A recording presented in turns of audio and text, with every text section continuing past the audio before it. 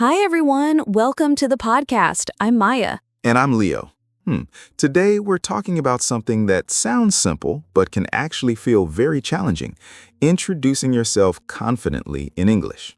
Oh, yes, Leo. Many English learners know a lot of vocabulary, but when someone suddenly asks, "Can you introduce yourself?" their mind just freezes.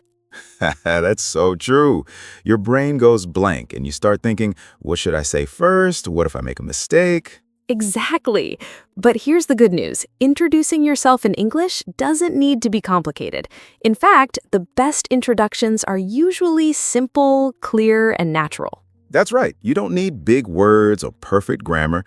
You just need a few useful phrases and a little confidence. So today, we're going to talk about practical steps that will help you introduce yourself smoothly in many different situations. Situations like meeting new classmates, meeting coworkers, attending events, or even introducing yourself during a job interview. Exactly. So let's start with the first step, greeting people. Greetings are important because they create the first impression. A warm greeting makes people feel comfortable. For example, you can say hi or hello, And then you can follow it with, "My name is Leo." or I'm Maya. Simple and friendly. After saying your name, the next step is to share a little information about yourself. Yes, people usually talk about where they're from, what they do, or what they study. For example, I'm from New York. Or, "I'm a university student studying engineering." Another example could be I work as a teacher. When you share this information, the other person begins to understand who you are. Exactly, and then the conversation can grow naturally. Now, here's something many learners forget: smiling. Oh yes, smiling makes a big difference. When you smile, you appear friendly and confident. Even if you feel a little nervous, smiling helps you relax. Another important tip is speaking slowly. Yes, many English learners try to speak very fast because they think it sounds fluent. But actually, speaking clearly and slowly sounds more confident. And it gives your brain time to think. Let's imagine a simple situation. Maya and I meet at a language learning event. Hi, my name is Maya. Nice to meet you. Hi, Maya. I'm Leo. Nice to meet you too. So Leo, where are you from? I'm from London. What about you? London is a wonderful city, and I also love traveling in Europe, especially visiting places in Paris, like the Eiffel Tower and the Louvre Museum. I'm from New York. Oh, that's great. What do you do? I work as a teacher. That sounds interesting. See? That conversation started with a simple introduction. Exactly. Just a few sentences can begin a friendly conversation. Now, let's talk about another useful thing: asking questions after introducing yourself. Questions help continue the conversation. For example, after introducing yourself, you can ask, "Where are you from?" Or, "What do you do?" Or, "What are you studying?" These questions show that you're interested in the other person. And people usually enjoy talking about themselves.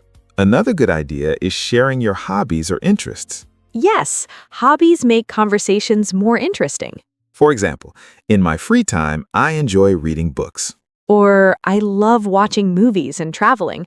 Sometimes I dream about traveling to Paris and walking near the Seine River, or visiting beautiful places like Montmartre and the Eiffel Tower. Or even something simple like, "I enjoy playing football with friends." When you talk about hobbies, you might discover common interests. And that's often how friendships begin. Now, let's imagine another situation, meeting new classmates. Okay, let's try. Hi everyone, I'm Maya. I'm new here. Hi, Maya. Welcome. I'm Leo. Nice to meet you, Leo. What are you studying? I'm studying computer science. What about you? I'm studying psychology. Oh, that's interesting. See how natural that conversation feels? Yes, introductions don't need to be long speeches. Just a few sentences and a question can create a conversation.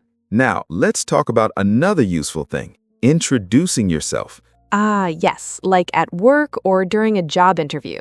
In those situations, your introduction may include your experience or skills. For example, "Hello, my name is Maya. I'm an English teacher with 5 years experience helping students improve their communication skills." Or, "Hi, I'm Leo. I work in marketing and I specialize in social media strategy." Notice how these introductions sound professional but still simple. Exactly. Clarity is always more important than complexity. Another challenge learners face is fear of making mistakes. That fear can stop people from speaking at all. But mistakes are part of learning any language. Even native speakers make mistakes sometimes. The important thing is communication, not perfection. If you say, I enjoy travel and meeting people, everyone still understands you. Exactly. So don't wait for perfect grammar. Just speak. Another useful trick is preparing a short introduction before meeting new people. Yes, think of it like a small script. A simple introduction usually has 3 parts. Part 1, your name. Part 2, what you do or where you're from.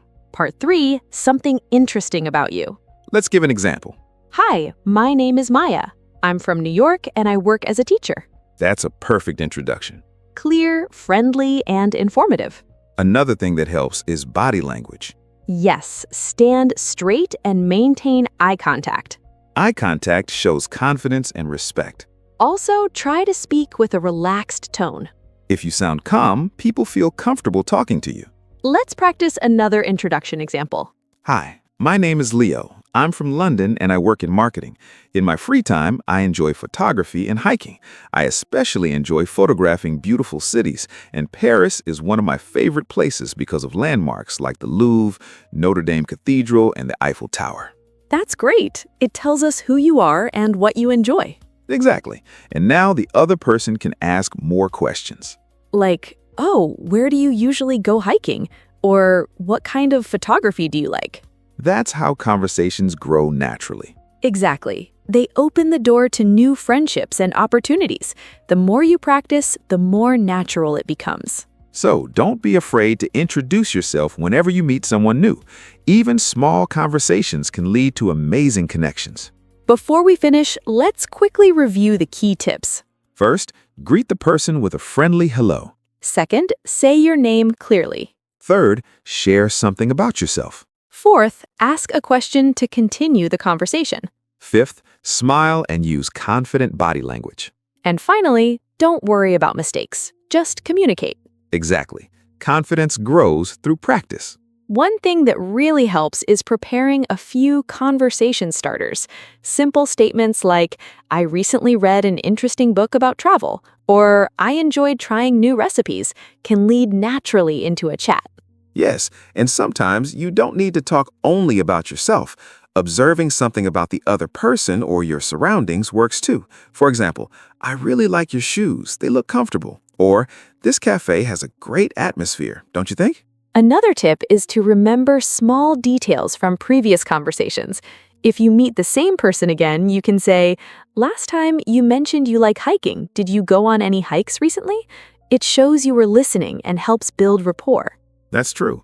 Also, practicing short anecdotes about your experiences can make you memorable. For example, sharing a funny travel mishap or an unexpected learning moment gives your introduction personality and makes the other person curious to hear more. And don't forget about voice modulation. Changing your tone slightly when you emphasize something interesting keeps the listener engaged and makes your speech sound lively instead of flat. Body language matters too. Leaning slightly forward when someone talks to you shows interest. Nodding and occasional hand gestures can make your communication more natural. One last tip is to prepare a few fallback topics. If the conversation stalls, topics like hobbies, favorite movies, or travel experiences can keep the conversation flowing easily. Absolutely. Practicing these small strategies regularly can make you more confident over time, so introducing yourself feels effortless rather than intimidating. And the best part, confidence grows every time you try, even if it's a short chat with a stranger. Thank you for listening to today's episode. We hope this conversation helps you introduce yourself confidently in English. Keep practicing, keep learning, and keep speaking. See you next time on the podcast. Bye, everyone.